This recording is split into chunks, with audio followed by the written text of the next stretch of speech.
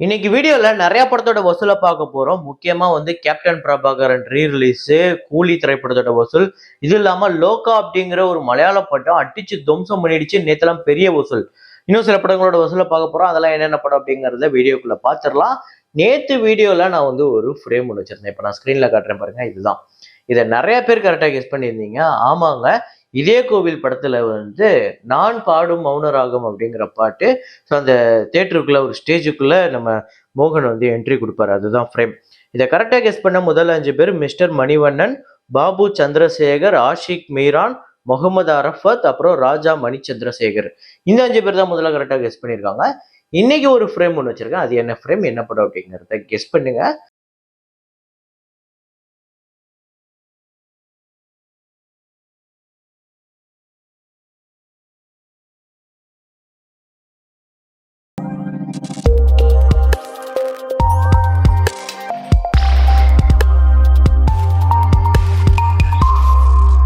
நேற்று சனிக்கிழமை நிறைய படங்கள் பெரிய அளவுல வசூலை எடுத்திருக்கு. என்னென்ன படம் எவ்வளவு வசூல் அப்படிங்கறது பார்ப்போம்.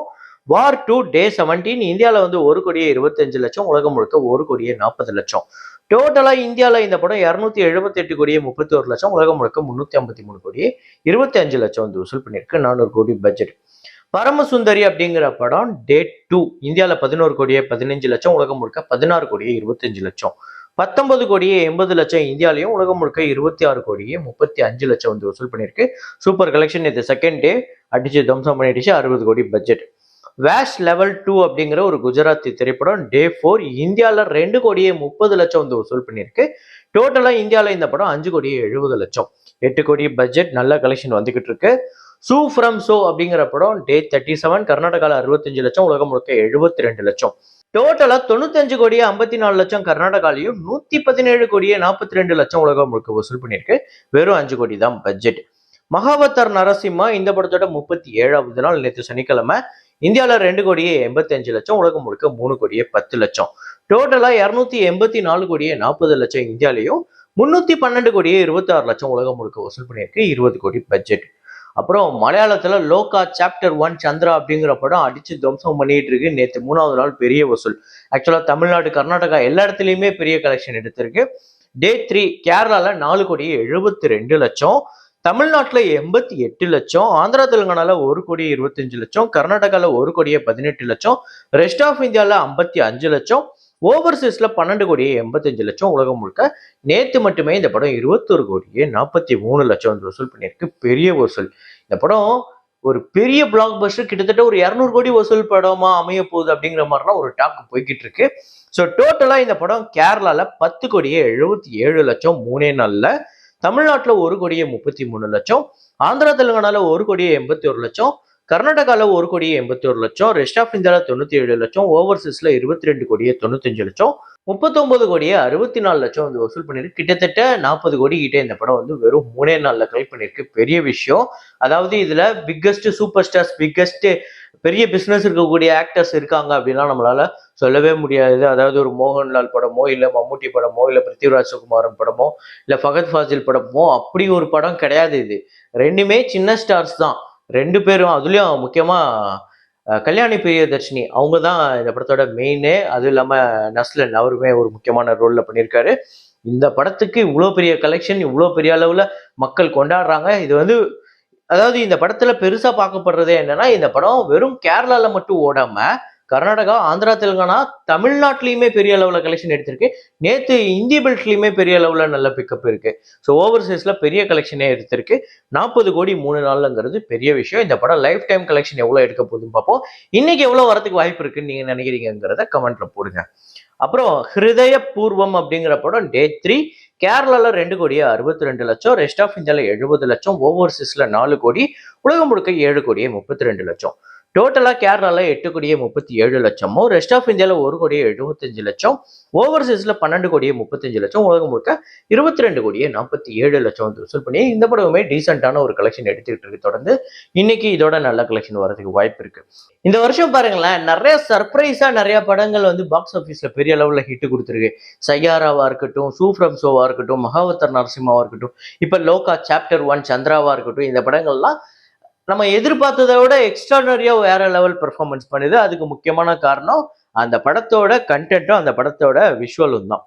அப்புறம் இந்த வாரம் ரிலீஸ் ஆன சில தமிழ் படங்கள், வீர வணக்கம் அப்படிங்கிற படம் 2வது நாள் டே 2 வெறும் 2,00,000 தான். டோட்டலா இந்த படம் வந்து 4,50,000 வந்து கலெக்ட் பண்ணியிருக்கு. 3 கோடி பட்ஜெட். சொட்ட சொட்ட நனையுது அப்படிங்கிற படம் டே 2 2,00,000 டோட்டலா 3,00,000 வந்து வசூல் பண்ணியிருக்கு. 3 கோடி பட்ஜெட். பேய் கதை அப்படிங்கிற படம் டே 2 2,00,000 டோட்டலா 5,00,000 வந்து வசூல் பண்ணியிருக்கு. 2,50,000 கோடி பட்ஜெட். இந்த 3 படங்களுமே ரொம்ப ரொம்ப ரொம்ப ரொம்ப சுமாரான வசூல் தான். கூலி திரைப்படத்தோட டே 17 தமிழ்நாட்டுல 1,85,00,000, ஆந்திரா தெலுங்கானால 69,00,000, கர்நாடகால 54,00,000, கேரளால 6,00,000, ரெஸ்ட் ஆஃப் இந்தியால 42,00,000, ஓவர்சீஸ்ல 30,00,000. உலகம் முழுக்க இந்த படம் நேத்து 3,86,00,000 வந்து வசூல் பண்ணிருக்கு. டோட்டலா 146,99,00,000 தமிழ்நாட்டிலையும், 71,09,00,000 ஆந்திரா தெலுங்கானாலையும், கர்நாடகால 45,42,00,000, கேரளால 25,48,00,000, ரெஸ்ட் ஆஃப் இந்தியால 45,05,00,000, ஓவர்சீஸ்ல 181,13,00,000, உலகம் முழுக்க 515,16,00,000 இந்த படம் வந்து வசூல் பண்ணியிருக்கு. இந்த 17 நாள்ல 380 கோடி பட்ஜெட். அப்புறம் கேப்டன் பிரபாகரன் திரைப்படத்தோட ரீ-ரிலீஸ் டே 9 கலெக்ஷன் நேத்து வந்து 69,00,000 தமிழ்நாட்டுல கலெக்ட் பண்ணியிருக்கு. டோட்டலா இந்த படம் வந்து 7,77,00,000 தமிழ்நாட்டுல. ஸோ டோட்டலா இது இல்லாம கர்நாடகால ஒரு 19,00,000 கிட்ட கலெக்ட் பண்ணியிருக்கு. டோட்டலா 7,96,00,000 இந்த படம் வந்து வசூல் பண்ணியிருக்கு. கர்நாடகா, தமிழ்நாடு சேர்த்து. ஸோ ரீ-ரிலீஸ்ல ஒரு பெரிய சம்பவம் அப்படின்னே சொல்லலாம் கேப்டன் பிரபாகரனை. அடுத்ததா பவன் கல்யாண் அவர்களோட ஓஜி அப்படிங்கிற படம். இந்த படத்துக்கு ஒரு பெரிய எதிர்பார்ப்பு இருக்கு. இந்த படம் பாத்தீங்க அப்படின்னா அட்வான்ஸ் புக்கிங்ல ஓவர்சீஸ் ப்ரீ சேல் எவ்வளவு வந்திருக்கு அப்படின்னு பாத்தீங்கன்னா கிட்டத்தட்ட 7 கோடி கிட்ட இந்த படம் வந்து இப்போதைக்கு கலெக்ட் பண்ணியிருக்கு. ஸோ வரப்போற நாட்கள்ல எவ்வளவு வரப்போகுது அப்படிங்கிறத நம்ம தெளிவா பார்த்துருவோம். இது இல்லாம இன்னைக்கு வந்து 14 இயர்ஸ் ஆஃப் மங்காத்தா 2011ஆம் ஆண்டு ரிலீஸ் ஆகி ஒரு மிகப்பெரிய வசூலே செஞ்சுது.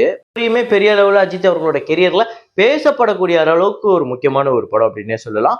வசூல் ரீதியா ஒரு பெரிய வெற்றி படம் இந்த படம். தமிழ்நாட்டுல மட்டுமே 48,65,00,000, கேரளால 3,40,00,000, கர்நாடகால 2,75,00,000, ஆந்திரால 4,55,00,000, ரெஸ்ட் ஆஃப் இந்தியால 60,00,000, ஓவர்சீஸ்ல 14,30,00,000, உலகம் முழுக்க 74,25,00,000 வந்து வசூல் பண்ணியிருக்கு. பட்ஜெட் 24 கோடி. 40 கோடிக்கு மேல ஷேர் வந்து ஒரு மிகப்பெரிய பிளாக் பஸ்டர் திரைப்படமா அமைஞ்சது.